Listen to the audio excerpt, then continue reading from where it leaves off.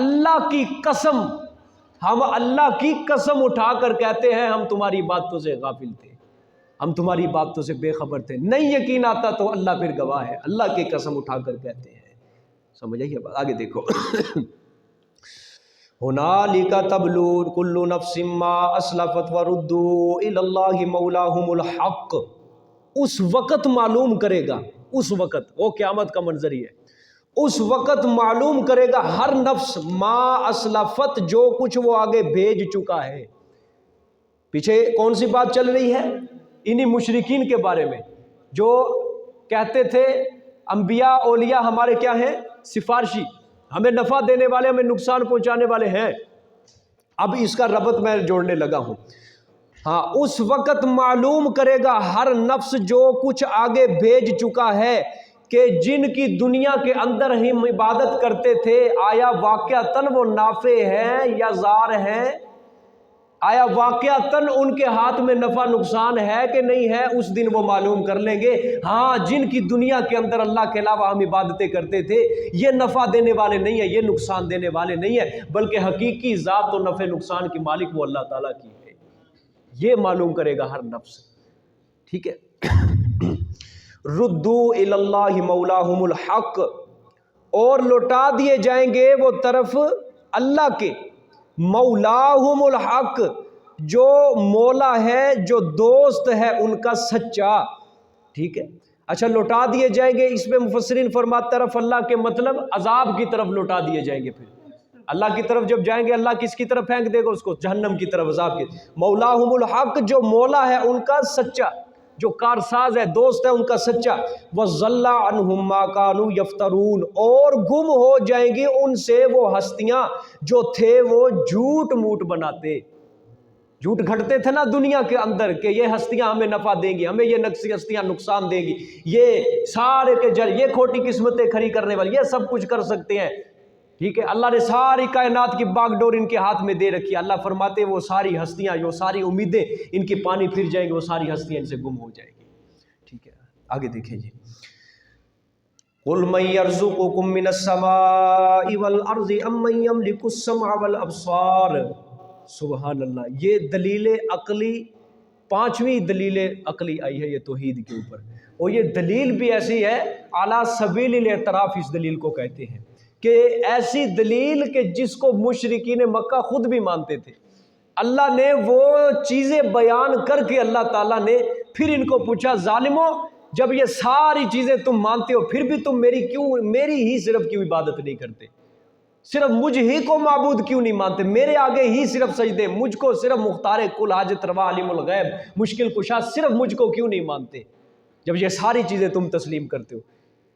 ٹھیک ہے، ساری چیزیں دی میں نے، ٹھیک ہے، اس کے باوجود نظر نیاز کسی کی، سجدہ کسی کا، غائبانہ حاجات مشکلات میں پکارنا کسی کو، عبادت کسی کی۔ ہاں، میرے علاوہ جن کو تم پکارتے انہوں نے تمہیں کیا دیا ہے؟ کچھ بھی نہیں دیا ہے۔ جب انہوں نے کچھ نہیں دیا تو پھر عبادت ان کی کرتے ہو؟ جب سب کچھ دینے والا میں ہوں تو عبادت بھی صرف کس کی کرو؟ اللہ کی کرو۔ ایسی اللہ تعالیٰ نے یہ دلیل دی ہے۔ اللہ تعالیٰ نے دیکھیں جی، علی سبیل الاعتراف اس دلیل کو کہتے ہیں، ٹھیک ہے۔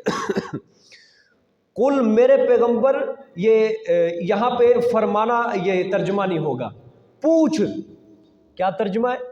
پوچھ، سوال کرے، پوچھ، من یرزقکم من السماء والارض، کون تمہیں رزق دیتا ہے آسمانوں سے اور زمینوں سے؟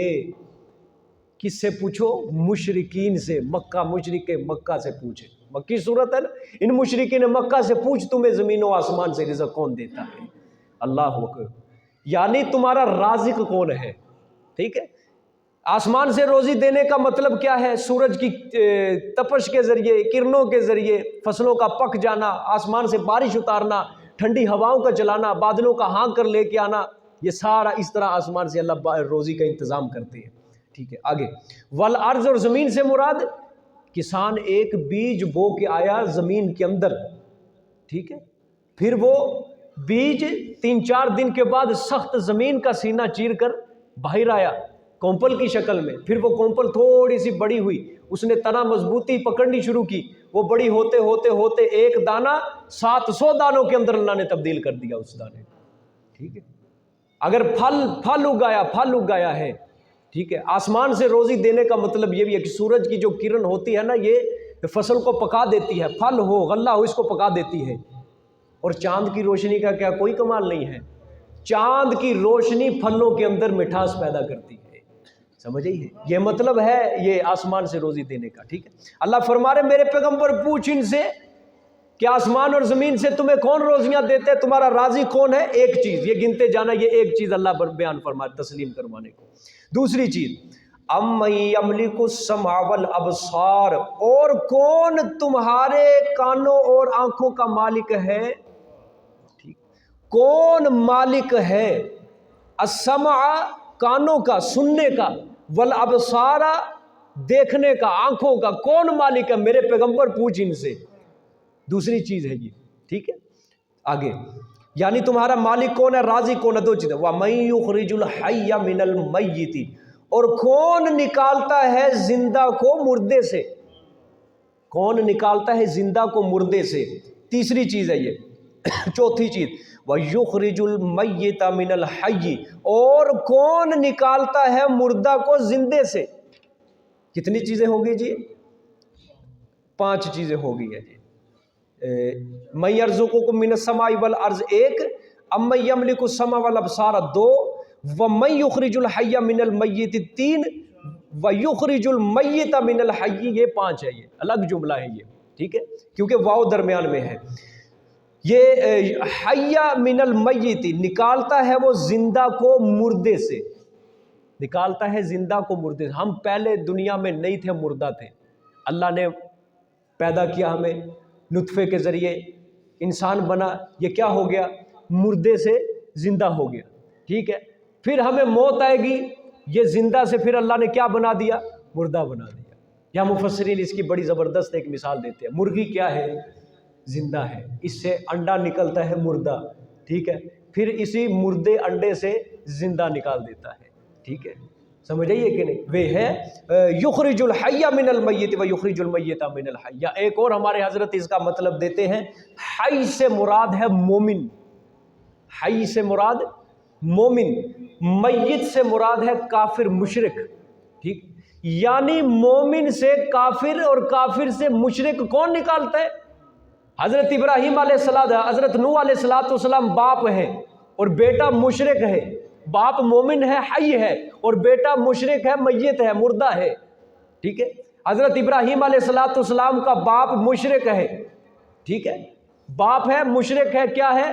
میت ہے، مردہ ہے، لیکن بیٹا حی مومن ہے، نکالتا ہے زندہ کو مردے سے، مردہ کو زندے سے، یہ بھی مطلب ہو سکتا ہے، ٹھیک ہے۔ 5، چھٹی چیز وَمَن يُدَبِّرُ الْأَمْرَ، اور کون تدبیریں کرتا ہے، اور کون تدبیریں کرتا ہے، الامر معاملات کی، کائنات کے نظام کی، کون تدبیریں کرتا ہے؟ تدبیر سے مراد سورج کا نظام بھی ایک الگ ہے، اور چاند کا نظام الگ ہے، ستاروں کا نظام الگ ہے، دریا ندی نالے سمندر کا نظام الگ ہے، ہر انسان کا نظام الگ ہے، ہر مخلوق میں ہر کیڑے کا جو جہان ہے، ہر کیڑے کا جہان الگ ہے، رینگنے والی جو چیزیں ہیں، کیڑے مکوڑے ہیں، ہر کیڑے مکوڑے، ہر رینگنے والے جانور کا اس کا نظام الگ ہے، یہ ساری تدبیریں کون کر رہا ہے؟ وَمَن يُدَبِّرُ الْأَمْرَ، اللہ فرما رہے میرے پیغمبر پوچھ ان سے، ٹھیک ہے۔ وَمَن يُدَبِّرُ الْأَمْرَ، اور کون تدبیریں کرتا ہے تمام معاملات کی، فَسَيَقُولُونَ اللَّهُ، پس ان قریب ضرور کہیں گے یہ اللہ کرتا ہے سارے کام۔ کون کہہ رہے ہیں؟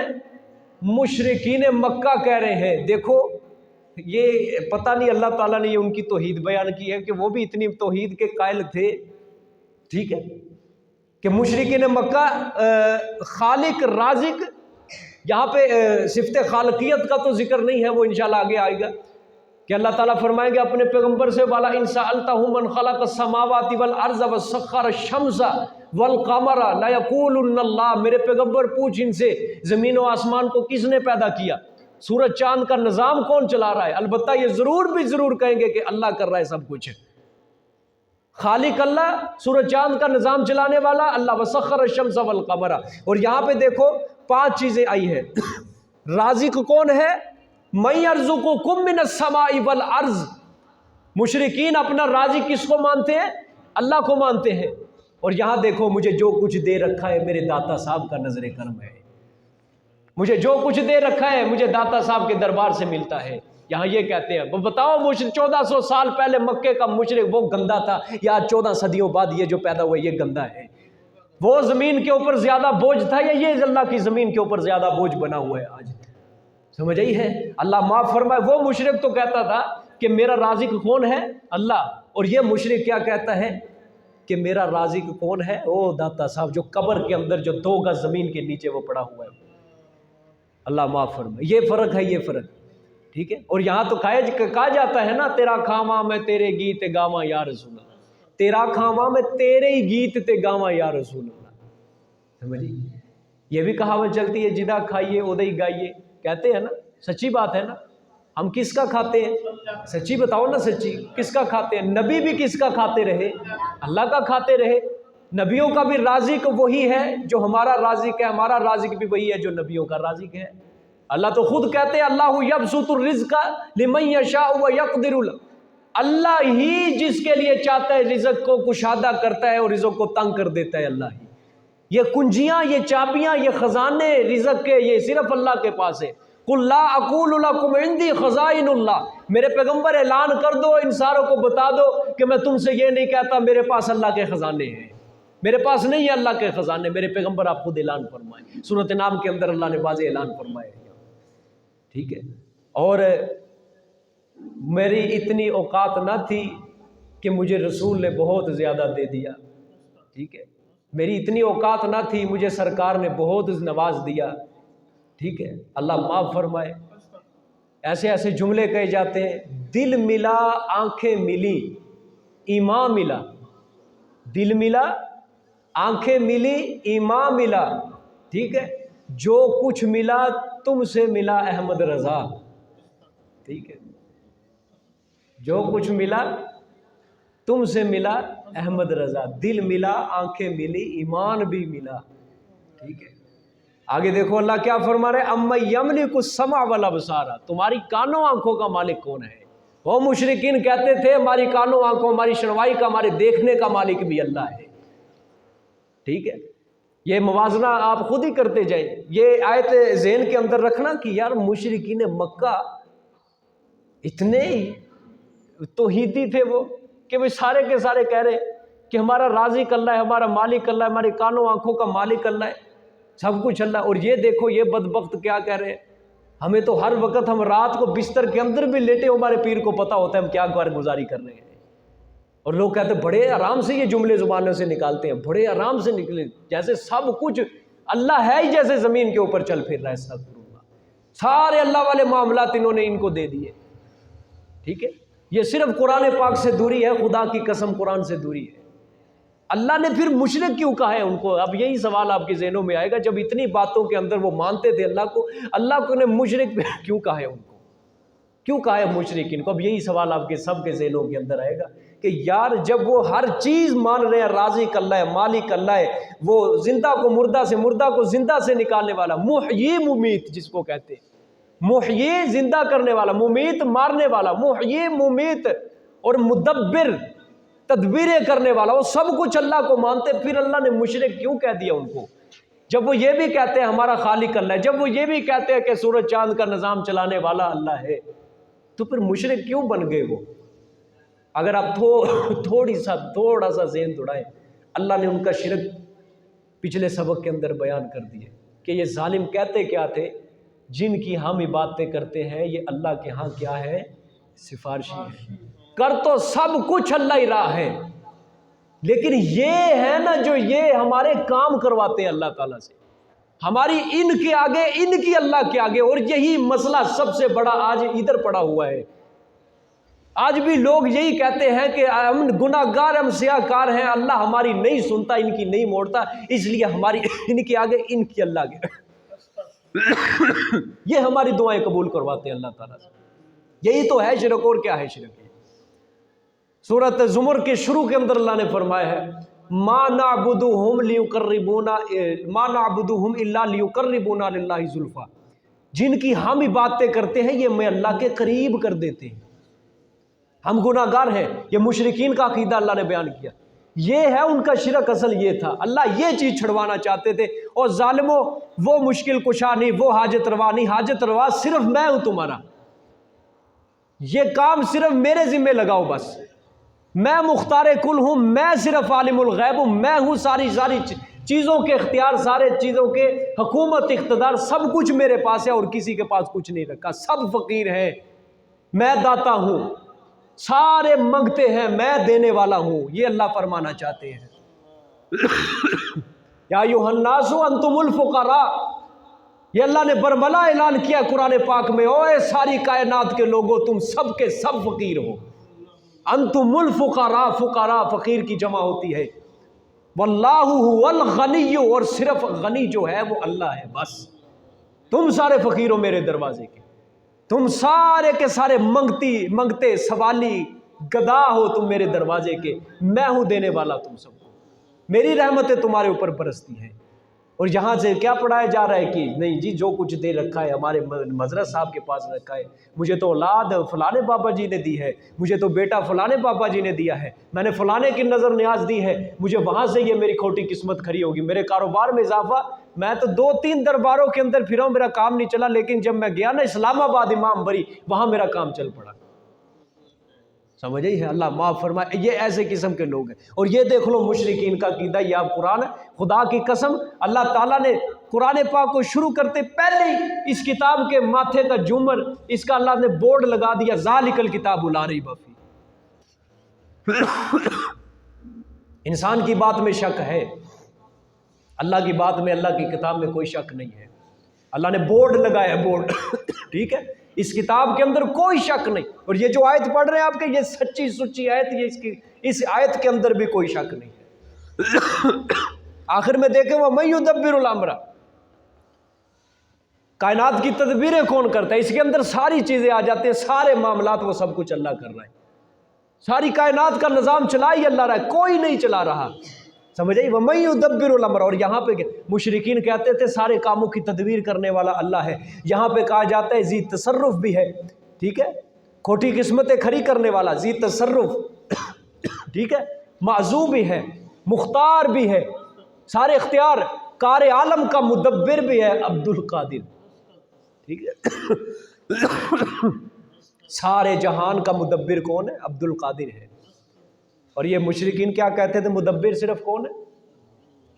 یہاں تو یہ بھی کہا جاتا ہے سورج اس وقت تک طلوع نہیں ہوتا جب تک وہ شیخ عبد القادر جیلانی کا سلام نہ کر لے۔ اللہ فرماتے ہیں وَسَخَّرَ الشَّمْسَ وَالْقَمَرَ، مشرکین کہتے تھے سورج چاند کا نظام چلانے والا صرف اللہ ہے، اور یہ کہتے ہیں سورج چاند کا نظام چلانے والے شیخ عبد القادر جیلانی۔ اللہ معاف فرمائے، سانو ایکو ہی قادر کافی ہے، اور قادر دی لوڑ نہیں، بغداد دی گلیاں کافی نے، جنت دی سانو لوڑ نہیں۔ یہ پھر اشعار گائے جاتے ہیں، پھر آگے پڑھی پڑھائی عوام ہے، سارے کے سارے سبحان اللہ، واہ جی واہ، واہ جی واہ، کیا بات ہے مولوی صاحب، کیا بات ہے، سمجھ آئی ہے؟ بیڑا غرق کر کے چلا گیا وہ عوام کا، کوئی قرآن نہیں، کوئی حدیث نہیں ہے، سانو ایکو ہی قادر کافی ہے، اور قادر دی لوڑ نہیں۔ استغفر اللہ، اللہ تعالیٰ کو تو دیکھو، اللہ کے اوپر انہوں نے سارا الزام ٹھونسا ہے۔ قادر کون ہے؟ اللہ ہے، ہمیں تو اللہ کی ضرورت ہے، ہمارے علی اللہ ہی قادر بس کافی ہے۔ اور اس شعر کے اندر کتنی اللہ کی توہین ہے، ایکو ہی قادر کافی ہے، یعنی شیخ عبد القادر، اور قادر دی لوڑ ہی نہیں، بغداد دی گلیاں کافی نے، جنت دی سانو لوڑ نہیں۔ استغفر اللہ، اللہ نے ہمارے لیے بغداد تیار کیا ہے، جنت تیار کی ہے۔ اعد لہم جنات تجری من تحتہا الانہار، اللہ قرآن پاک میں بار بار مومنین کو بشارت دیتا ہے، میں نے مومنوں کے لیے جنت تیار کی، میں نے مومنوں کے لیے جنت تیار کی، میں نے مومنوں کے لیے جنت تیار کی۔ اللہ تعالیٰ نے تو اپنے شہر کا نام نہیں لیا، مکے کا نام نہیں لیا، نبی پاک صلی اللہ علیہ وسلم کے شہر مدینہ منورہ کا قرآن پاک کے اندر نام نہیں لیا کہ میں نے مومنوں کے لیے یہ تیار کر رکھا ہے ان کے مرنے کے بعد۔ اللہ نے فرمایا اعد لہم جنات تجری، اور یہ ظالم کہتے ہیں بغداد دی گلیاں کافی نے، جنت دی سانو لوڑ نہیں۔ اس سے بڑا اور شرک اور کفر کیا ہو سکتا ہے، جس کے اندر اللہ کی جنت کی بھی توہین کی حدیث ظالموں نے پکڑ کے، اور عوام بیٹھی ہے سبحان اللہ سبحان اللہ۔ یہ قصور ہمارا ہے، ہم نے قرآن پاک پڑھے نہیں ہے، اصل میں ہم قرآن پاک سے واقف نہیں ہے، بے خبر ہے۔ ہم دیکھتے ہیں بس مولوی نے داڑھی رکھی ہے، تسبیح ہے، جبہ پہنا ہے، پگڑی پہنی ہے، بس اس سے بڑا دنیا میں علامہ ہی کوئی نہیں ہے، جو مرضی بکواس کر کے چلا جائے، بس ٹھیک ہے مولوی صاحب نے قرآن بیان کر دیا، ٹھیک ہے ٹھیک ہے، قرآن کی باتوں کا درجہ دیتے ہیں۔ خدا کی قسم اگر ہم نے قرآن پڑھا ہوتا نا ہم سوچ سمجھ کے یہ باتیں پڑھتے، سوچ سمجھ کے مولوی کی بات کو سنتے کہ کیا مولوی صاحب بیان کر رہے ہیں، اور مولوی صاحب کوئی ایسی بات بیان کر کے تو جائے میں اس کو پکڑوں، بعد میں اس کے سامنے سوال کروں۔ لیکن ہم بھی وہاں سے اٹھ کے آگے چلو جی ٹھیک ہے، بس مولوی صاحب نے کر دیا، داڑھی رکھی ہوئی تھی، جبہ پہنا ہوا تھا، ٹھیک ہے، مولوی صاحب تھے، ماہر ہے وہ تقریر کرنے کے، ٹھیک ہے۔ اور دیکھو یہ شرک اسی وجہ سے بڑا ہے، یہ بہت زیادہ بڑھ چکا ہے اس سرزمین کے اوپر شرک۔ اور یاد رکھنا شرک بغاوت ہے، بغاوت اللہ کی، اور اس سے بڑا گناہ ہے ہی کوئی نہیں، یا ہے اس سے بڑا کوئی گناہ؟ قرآن پاک بھی سب سے زیادہ کس سے منع کر رہا ہے؟ شرک سے منع کر رہا ہے، شرک سے منع کر رہا ہے۔ جس کو دیکھو رکشے کے اوپر دیکھو، موٹر سائیکل کے اوپر دیکھو، یا علی یا علی یا علی یا علی لگا ہوا ہے ہر کوئی۔ اتنا اللہ کا ذکر نہیں کیا جاتا جتنا غیر اللہ کا ذکر ہو رہا ہے، اور وہ بھی غائبانہ حاجات میں کہ علی ہماری مدد کر رہا ہے، فلانا پیر ہماری مدد کر رہا ہے۔ خدا کی قسم اللہ کا بھی حوصلہ ہے، نہیں سمجھے؟ اور کوئی فیکٹری کے اندر 30 ملازم ہو نا، ایک مالک ہو، ملازم کہے جاؤ میں نہیں کام کرتا، ملازم کہے مجھے تیری فیکٹری سے کچھ نہیں ملا، مجھے تو ساتھ والی فیکٹری والا تنخواہ دیتا ہے، وہ مالک اس کو ایک لمحے سے پہلے نکال دیتا ہے، دفع ہو جا میری فیکٹری سے، کام میری فیکٹری کے اندر کرتا ہے اور ناشکری میری کرتا ہے، دفع ہو جا۔ اللہ کی زمین ہے یہ کسی کے باپ کی جاگیر نہیں ہے، یہ خدا کی زمین ہے، یہ ساری کی ساری۔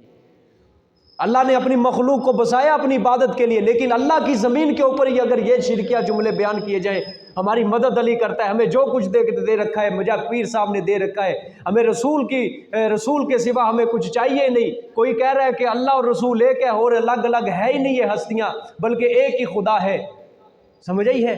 کوئی کہہ رہا ہے فلانا پیر کوئی یہ کر دیتا ہے، کوئی کہہ رہا ہے فلانا پیر، ہر کسی نے اپنے اپنے شرکیہ جملے نکالے ہوئے ہیں، جھولے لال خوشیاں دے وے غم دے وے ٹال، کوئی کہہ رہا ہے پتر فلاں دے رہا ہے۔ اللہ کا بھی حوصلہ ہی ہے، خدا کی قسم اللہ کا بھی حوصلہ ہی ہے، وگرنہ اللہ شکر ہے، اللہ تو حوصلے والا ہے، یہ اس کے اوپر بھی ہم لاکھ شکر ادا کرتے ہیں، اگرچہ اس کا حق ادا نہیں کر سکتے۔ اگر اللہ حوصلے والا نہ ہوتا ہم رہتے آج تک دنیا میں، ختم ہو چکے تو نیست و نابود، اللہ نام و نشان مٹا کے رکھ دیتا ہمارا، کہ ظالمو زمین میری،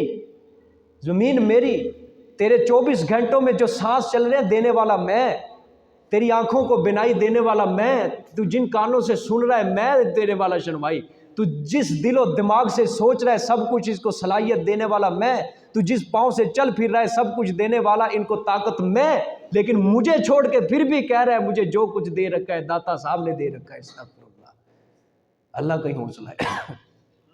ہمارے استاد یہاں پہ ایک بات کہا کرتے تھے، یہ مشرکین مکہ کا شرک ہے نا، رازق مالک خالق سب کچھ اللہ کو مانتے تھے، کہتے قیامت والے دن ابو جہل شاید اللہ کے دربار میں استغاثہ کر دے کہ یا اللہ پاک میں رازق تجھے مانتا ہوں، میں مالک تجھے مانتا تھا، میں سب کچھ محیی ممیت تجھے مانتا تھا، میں جہنم کے اندر جا رہا ہوں، اور یا اللہ یہ کلمہ پڑھنے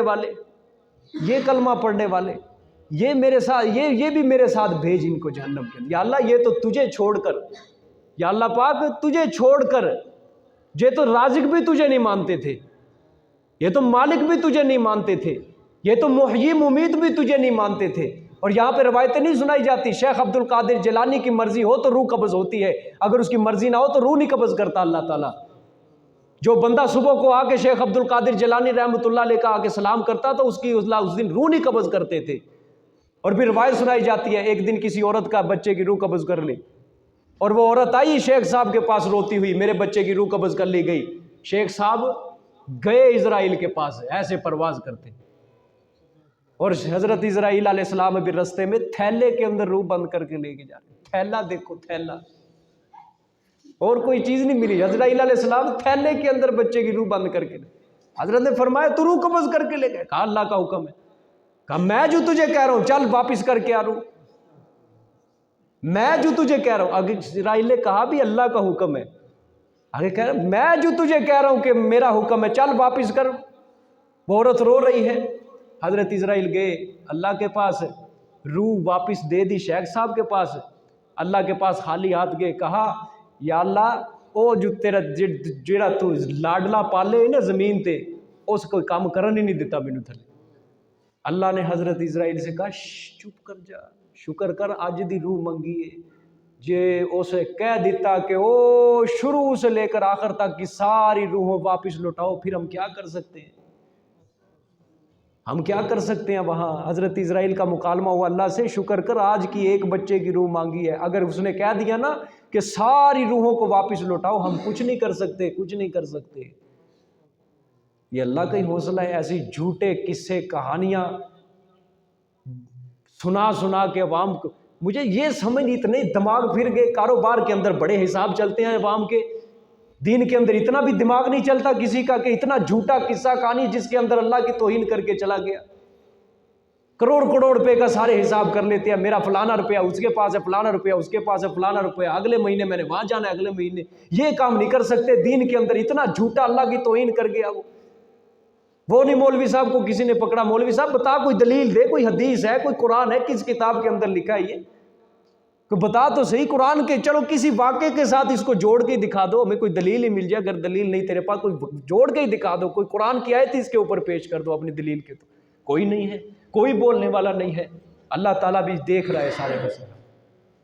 ابو جہل کہے گا کہ یا اللہ میں جہنم کے اندر کیوں جا رہا ہوں، یا اللہ میں کیوں جا رہا ہوں، میں تجھے داتا تجھے مانتا تھا، میں رازق، میں مالک، میں محیی، میں ممیت، میں مدبر، سب کچھ تجھے مانتا تھا، یا اللہ پاک یہ دیکھ یہ تیرے سامنے بھیجنا ان کو جہنم کے اندر بھیج، یا اللہ یہ تو رازق بھی تجھے نہیں مانتے، یہ تو داتا بھی تجھے نہیں مانتے، یہ محیی ممیت بھی تجھے نہیں مانتے، یہ تو مدبر بھی تجھے نہیں مانتے تھے، بھیجنا ان کو بھیج، یا اللہ میں کیوں جاؤں؟